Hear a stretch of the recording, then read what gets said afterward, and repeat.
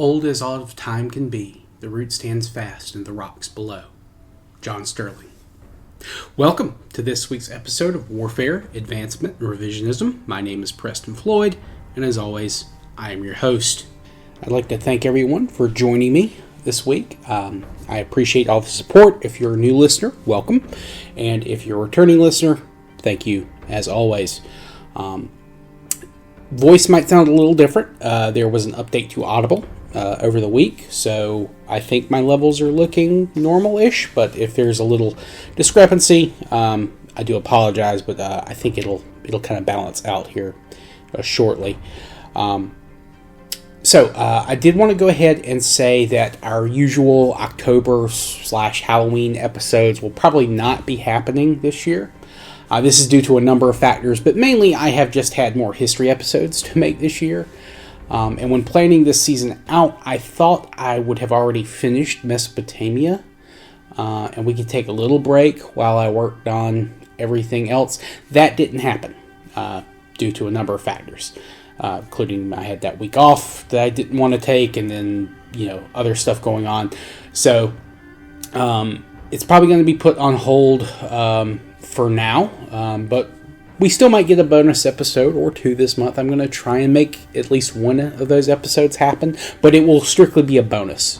We are going to get our regular history episodes every week. And to that end, it is now time for us to move on to the topic of this episode, where we will be talking about the Hassuna culture, and possibly as well the Samarra culture. It's going to depend on, obviously, how long it takes to get through the Hassuna. Now, chronologically speaking, the Hassuna probably predate the Halaf and the Samarra by a century or two, though geographically they never reached the Levant, at least directly, and instead were bound entirely within Mesopotamia, specifically around the Tigris River Valley, and a few of the tributary streams flowing west down from the Zagros Mountains, like I think it's the Little Zab River. In fact, they were direct neighbors to the Halaf, who, like we talked about last episode, were probably initially from further northeast from the source of the Tigris. In fact, they actually had some communities very close to one another, or see some sites abandoned by one group and then occupied by another, so on and so forth. Or you see slow changes of artifacts from one to the other. That's not to mention, of course, that there are other peoples that may not have fit neatly into either camp.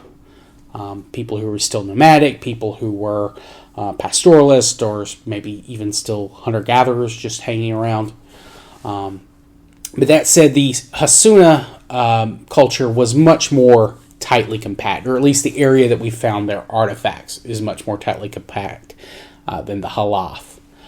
They don't push much further north than their Halaf neighbors, or north and west to their Halaf neighbors, and they don't go farther south than where the Little Zab River meets the Tigris, and they don't go further east than out of the foothills and actually up into the highlands of the Zagros Mountains and the Iranian Plateau. So they're kind of in a little, relatively small area. Now, I want to go ahead in the outset and just say that these are all modern terms and are just referring to a material culture.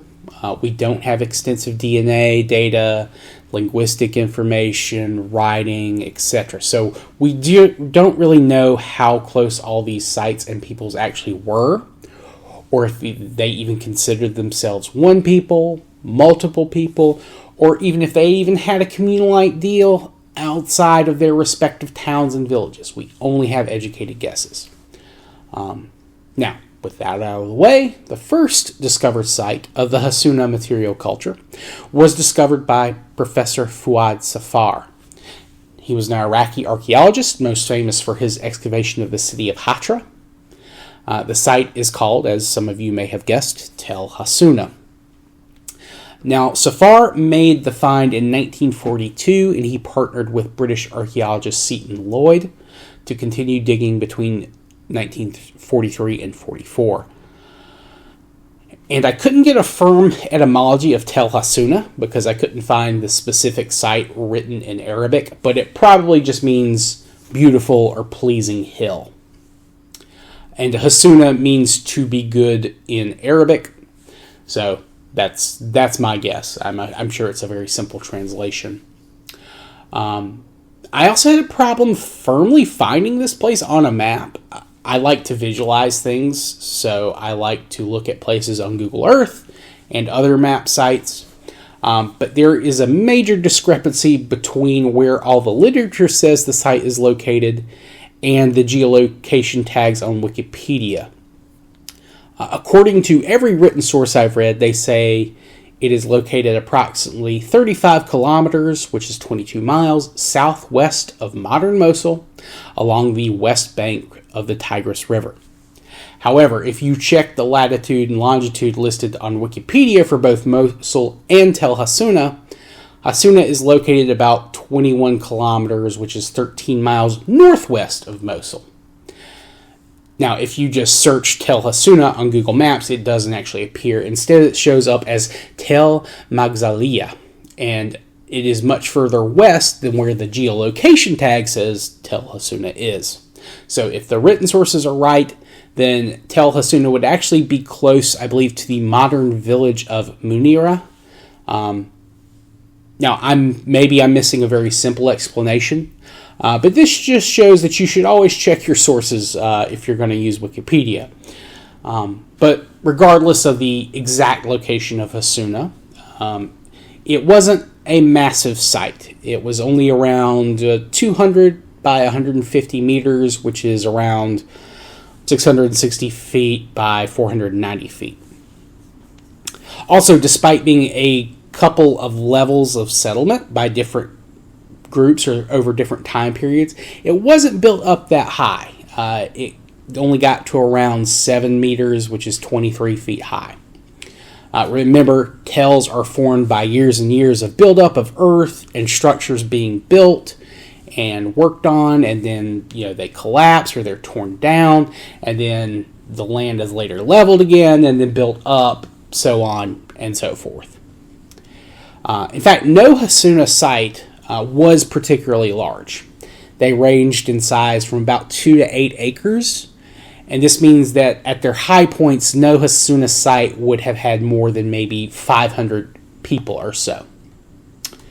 Now, despite not being particularly large, Hassuna, unlike Halaf, was actually located around the center of the known Hassuna territory. So it's kind of like dead center in their known territory. But it is still unlikely that it was the center of focus for any Hassuna people if they did actually consider themselves all one group. It doesn't look like it's a major cultural center. It doesn't have anything that makes it stand out from really any other Hassuna site. And it also appears that this is not where the Hassuna people originated from. It looks like they originally came from the Zagros Mountains foothills, a little bit further to the east. And maybe even came further from inside the Iranian plateau and moved kind of west and south before they kind of get to their currently known range.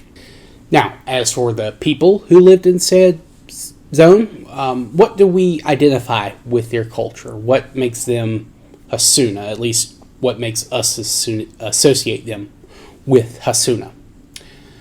Well, to start, their homes were initially very simple structures. They weren't much more than dome, sun-dried mud, splayed over sticks, wood, and with some straw kind of for the ceiling and to patch up holes. With some of those being placed kind of on large kind of stone platforms as foundations.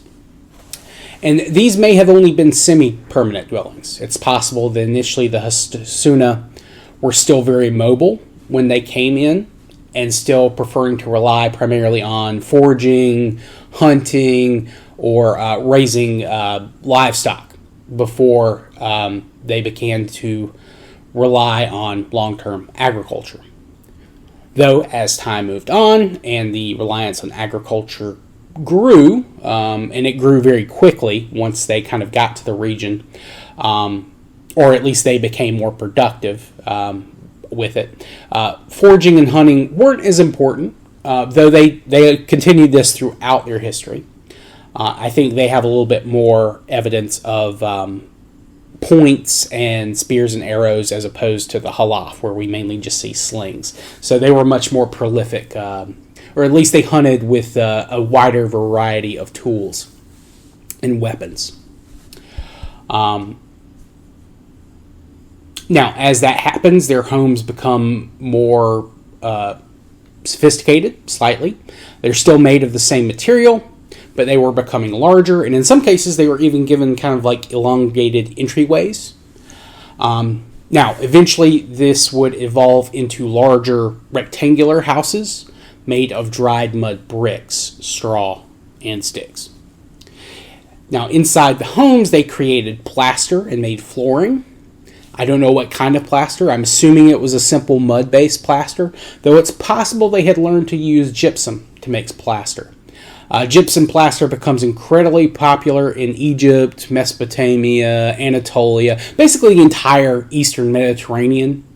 And this happens fairly early, but I don't know if it was this early. And gypsum is also useful as a fertilizer, so maybe that's part of the reason they started relying on agriculture. They had access to gypsum. Now, aside from the fancy flooring, they would also wall off small parts of their home's interior sometimes to kind of make storage or work areas. In addition, some of their homes would also kind of have extended small exterior walls, like they would come out from the home and they would, make little courtyards where, again, you would have little storage areas, or in some cases even external kilns where pottery would be produced. Now, this type of housing was probably adopted by, or at least it influenced, the neighboring and succeeding Samarra and Ubaid cultures. And they would also actually make short pathways or simple roads between houses. And they also built these public structures that were probably granaries. I think they found grain in several of them. So at least some of them were granaries. Now, as for pottery, the Hassuna culture started with very simplistic utilitarian designs, much like the Halaf and other early adapters of pottery did. But this eventually changes. Like the Halaf, they began to produce more polished and artistically sophisticated pieces with animals and lines in a fine red or a dark black. That said, their pottery was typically almost always a white or a cream as the base color. And their geometric designs are almost always made with bold, straight lines, very kind of thick lines. Their animals were also much less detailed than the Halaf, at least in the pieces I've seen. And they don't quite have the same level of intricacy with like crossing lines and making quite as many geometric patterns. Now, this and the fact that the Halaf pieces have been found in Hassuna sites has led to some thinking that the Hassuna were merely trying to copy their designs. Though this isn't the most popular view anymore. And this is due to the fact that at a Hassuna site, it's an archaeological site that had a very early period of Hassuna occupation. Other cultures would eventually exist there. It's called Yarim Tepe. But at this dates to around 6000 BC, or this layer of occupation dates to around 6000 BC. They found the earliest chambered pottery kilns. So it's very likely that there was innovation to spare when it came to pottery between these groups. It's just that it seems the Halaf just experimented more. And we talked about how they used a lot of different kind of clay and things like that when making their pottery that other groups just did not. But like the Halaf, the Hassuna also continued to make, your standard, just utilitarian, nothing fancy pots too. They they would mix it up much like the Halaf did. Now, when it comes to tools, there's even more nuance to make note of. The Hassuna apparently used much simpler, at least when compared to their neighbors, tools. Typically, they only ever used flint or obsidian for their everyday gear. Maybe they didn't feel a need to innovate, at least when it came to stone. It may be due to the small populations at each site that they just didn't have as much excess population to work on this, or they needed more hands more often for agricultural or pastoral work. That's probably part of it, at least.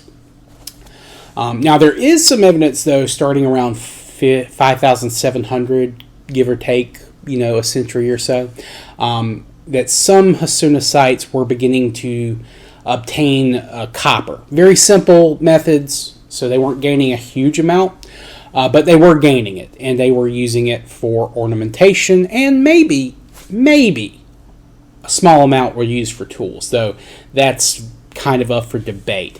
But it's very simple how they're working it. It's cold rolling. This is the earliest form of working copper. But they are practicing it, at least when it came to ornamentation, jewelry, that kind of thing. In fact, the Hassuna had access to a number of more exotic stones than their neighbors, or at least they had access to more of it than their neighbors did. Hassuna's grave goods show a number of jewelry pieces found with what you would expect to find in the Middle East. But they also had a fair amount of lapis lazuli, carnelian, and sard beads in jewelry. Now, carnelian and sard are used interchangeably, as they're both silica and chalcedony. And they get a red color by impure iron ore that's kind of nearby. And there isn't really a strict definition separating the two, but sard is typically considered darker and harder. Now, both can be found close by, particularly sard, and it is very common in Anatolia, at least at this earliest date. But I don't know that enough could have been attained for both the Halaf, the Hassuna, and other nearby peoples. So carnelian is probably coming from further east, perhaps as far as modern India. Now this might seem a little far-fetched until you factor in the lapis. The closest known source for lapis to this region is modern Afghanistan, which is relatively close to India and to the Middle East. The next closest places it could come from is either Siberia or Southeast Asia, and those are both further away than India, at least to the Hassuna people. So small-scale, long-range trade through the Iranian plateau existed, at least to the Hassuna. And this also kind of supports the theory that they came from the Zagros. They might have had shared some level of language and culture with their neighbors to the east. Now, the Hassuna also used female figures, thought by some to be goddesses or a single goddess. Though there is another theory that I meant to go over with the Halaf. There are some people who consider these statues not goddess statues at all, but they think these potters and artisans may have been mostly female, and that these are kind of rough self-portraits of women. Like if you were to just look down at your body, you are going to kind of get a distorted view of yourself. Like you're gonna see your upper part of your torso a little bit closer. Your legs are going to be stand out more, especially if you're kneeling or sitting. So that is a theory. That's also a theory why the heads aren't very detailed. They just could be a woman. So that is a theory, though I think most people do give the goddess or goddesses a little bit more heft when it comes to those type of theories. They also use stamp seals like the Halaf, though their seal designs were typically round or circular, and their designs in the circles don't have quite the same intricate or complicated designs. They may not have needed to have, they may not have needed a lot of different designs because there may not have been as many of them as the Halaf peoples. Now, another similarity the Hassuna shared with the Halaf, another similarity that they shared with the Halaf is that they practiced dry agriculture, at least mostly. Some of their southern sites were just south of the line where rainfall was frequent enough to support enough crops for population sustainability. Now, there were probably years where just because you're just below the line, there was enough rain to grow, but long term, it wouldn't be enough to keep your populations growing indefinitely or, regularly. You'd probably have a famine every few years, or at least not enough rain to support your population. So again, they turned to hunting wild cows and the like in addition to raising and slaughtering their own animals. Now, after around 400 or 500 years, the Hassuna material culture begins to wane, and some of their sites in the north are abandoned and reoccupied after a century or so by the Halaf. And then another 100 years or so after that, the Hassuna material culture has been replaced completely by new artifacts brought from the south. And these artifacts are associated with a culture known as the Samarra. Samarra, or the prehistoric site of Samarra, was first excavated in 1911, it was excavated starting in 1911, and that continued about 1914, and that was done by the German archaeologist Ernst Herzfeld. And that became the type site for the Samarra culture. Now, as for the etymology, not quite sure on this one. I did kind of dive into it. There is a Latin word that is Samarra, which just means like, I think it's like elm seed or something like that, but that is a false cognate. The name of the city probably dates back to around 700 BC, give or take, a couple hundred years. The city was refounded as Sur Maradi, or Ur-Suramadi, by Sennacherib. And this probably meant something like, and this is me just trying to use an Assyrian dictionary, probably meant city of some type of bird, maybe like a water bird or something along those lines, but I could not get a firm etymology. But that name has stuck, and just over time it has evolved into Samarra. So that is a very old name for a very old city, though when Sennacherib refounded it, there had been periods where other cities had been founded nearby, but he kind of got the most recent version that has stood the test of time since then. But there are periods where there are cities either on that site or near that site that lasted for long periods of time. In fact, Samarra itself, as we'll discover, will last from about 5,500 BC to about 3,900, where it's abandoned for a while and then it eventually is reoccupied before Sennacherib refounds the city. But we'll get into all that later. Now, the Samarra culture, probably started a little bit before the Halaf, maybe not as old as the Hassuna, but it is located, at least at this early stage, in the very middle of the Tigris River Valley. Not as far south as the coast of modern Persian Gulf, but also not as far north as Hassuna sites, at least not at the outset. Now, they did eventually spread to those areas, and they'll also spread to the west towards the Euphrates River Valley. They have a few sites there. I think the biggest one is known as Baghouz. And then in the east, eventually they will reach the Zagros Mountain foothills. In fact, they'll overlap with some Halaf sites there as well.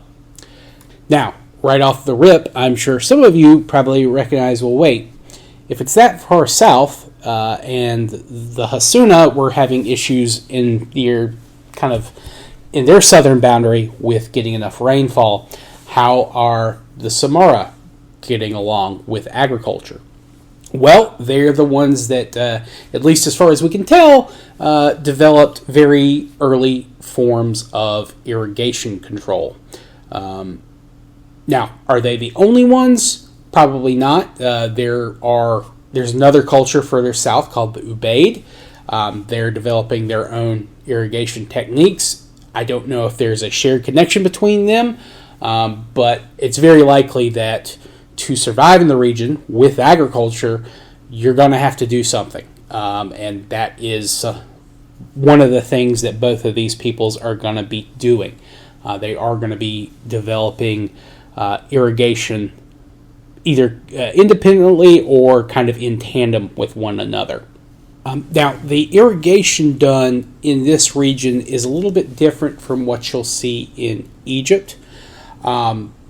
The irrigation the Egyptians used was to kind of promote the field's flooding. The Nile floods very regularly, and it floods during the summer, like at the driest period. So it's a great godsend for people who are beginning to plant crops in time for a fall harvest. This is when they need it the most, when it is dry and just brutal.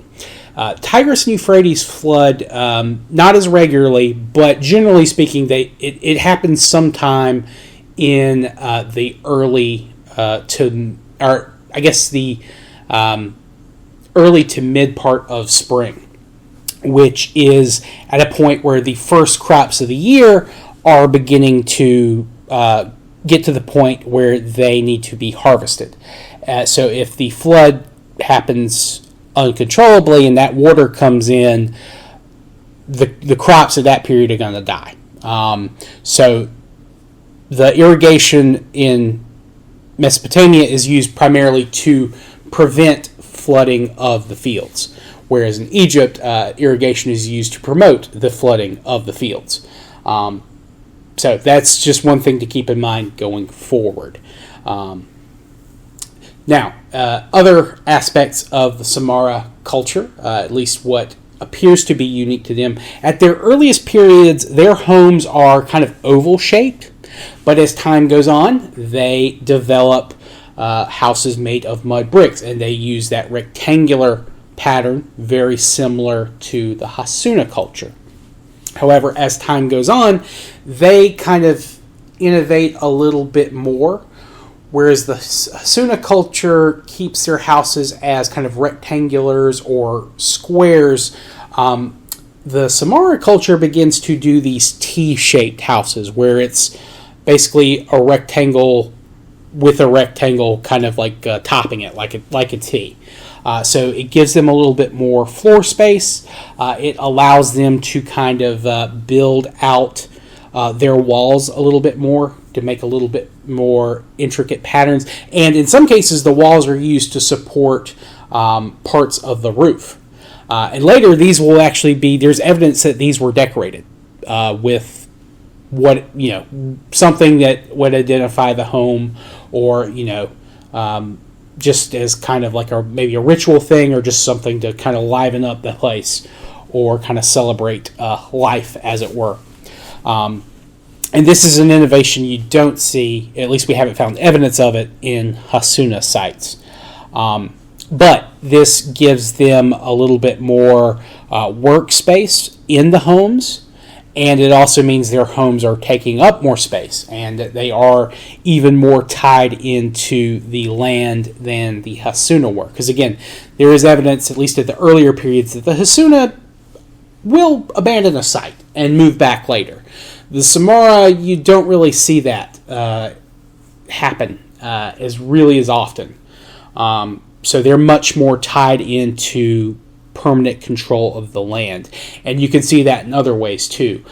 Several Samarra sites have walls, like covering large portions of their villages. Not necessarily squaring them off, but maybe covering the village on 3 or maybe 4 sides, but with some gaps. They don't have gates, but maybe gaps in portions of the walls. And the homes all have fairly higher walls than the Hassuna did. So they're much more defensible, and there's a lot more evidence for conflict between sites, probably for control of farmland, which is something that you're going to see very well into the historical period. Now, another difference between Hassuna and Samarra sites is that Samarra sites take up more land. I mentioned that the Hassuna sites would be between 2 and I think it was 8 acres at most, whereas the Samarra sites, the largest one of those, could take up 6 hectares, and that's around 15 acres. So the Samarra sites, you would see larger populations to kind of go along with it, at probably around 1,000 on average, but some would maybe be a little bit more than that, around maybe 12 to 1,500 people. So Samarra sites are, in general, larger. Now, they also, in addition to having irrigation-based agriculture, they also had access to a lot more fish fish and marshlands to kind of supplement their hunting and gathering. So they would get waterfowl, fish, all kinds of things from that environment too, that the Hassuna and the Halaf did not have access to. They also had access to the same types of domesticated animals: sheep, goats, cows. There's also evidence that they had access to pigs, which in this part of the world, were probably being domesticated around this time. Though there is some speculation that these could have just been wild pigs that they had managed to hunt or capture, though I tend to think that they are domesticated fully. Samarra pottery, typically white.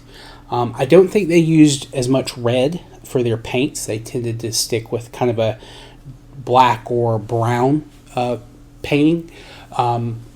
They did have animal motifs that you would expect, similar to the Halaf and the Hassuna, though they also had animals that were local to them. Scorpions they depicted. They also would depict women dancing in certain poses with kind of like long hair. They also had statuary with women, and these are generally not thought to necessarily represent a goddess, because these are more in line with what you would expect a normal or a average woman or girl to look like. And in fact, they in some cases have depicted the women wearing paint or maybe body modification like tattoos, something along those lines.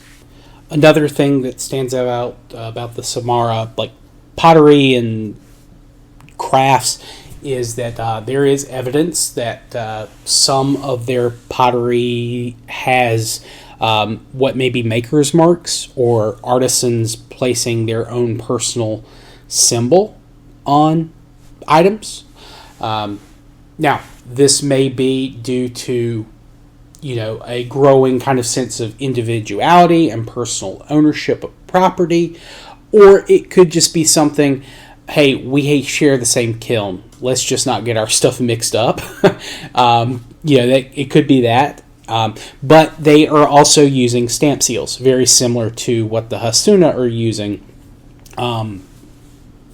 kind of during the same period. So there is probably maybe a little bit of both for this type of thing. So keep that in mind. In terms of burial, the Samarra, very similar to what we've seen all over this region. People being buried underneath family homes, in some cases jar burial, although I think that's not, actually they may not have been jar burials, they may have just been buried underneath the house. Now, the Hassuna culture, I did forget to mention their burial practices. They use the same thing, burying people under the home, though there is evidence that they also bury people with their grave goods, and unlike the Halaf, neither the Hassuna or the Samarra are destroying these grave goods. And the Hassuna may have even buried people with food, to maybe sustain them in the afterlife. There is food remains in some of these burial pots. Now, as time goes on, the Samarra will begin to expand west towards the Euphrates, like the mid-Euphrates River Valley, and they'll also move up to the north and over to the east into the Zagros. Now, they get further into the Zagros than the Halaf did, but it's important to remember that when they're first overlapping each other, right around 5500 BC, give or take, like the Hassuna and the Halaf, this isn't an immediate, the Hassuna are gone. This is something that takes place slowly over time, and the same is true for the Halaf and the Samarra cultures. They overlap as well. So there's a period of time, not too long, but about 2 to maybe 100 years or so, where you could see all three in the same general area. And there are some sites where you will see pottery from all three that would have overlapped. However, again, the Hassuna kind of give way around 5,500, 5,400, where their artifacts essentially disappear from the record. Now, the Samarra remain, and the Halaf remain. The Halaf lasts to about 4,500, and the Samarra lasts to about 4,800. But they are slowly subsumed by another group working its way up from the south, who I've mentioned before. But this is the Ubaid culture. And eventually the Ubaid is going to cover a large portion of the entirety of Mesopotamia. And they're going to be the subject of our next episode. So I do hope you all will join me for that.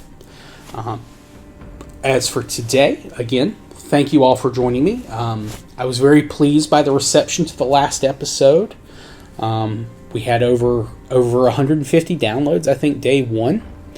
And also it looks like there are some new links available via RSS for other podcast platforms. Now, I don't know if they've already been posted there. Some of these sites I didn't even know existed. So it's possible they may have been posted for a while, but RSS is just now letting me know about it. But you can find all those on the RSS site. And to any people maybe joining us from those, thank you. I hope you enjoy the show. I hope you will avail yourselves of the backlog of episodes. If you guys have any questions, comments, constructive criticism, please let me know. You can reach me via email at waradrevpod@gmail.com. You can comment on any of the YouTube videos, or you can send me a direct message on X and or Twitter, whichever you prefer to call it. But yeah, thank you all for joining me. I hope you enjoyed the episode, and I hope you have a good rest of your day and week whenever you're listening to this. And I hope you all join me next episode where we discuss the Ubaid culture. Thank you all. Goodbye.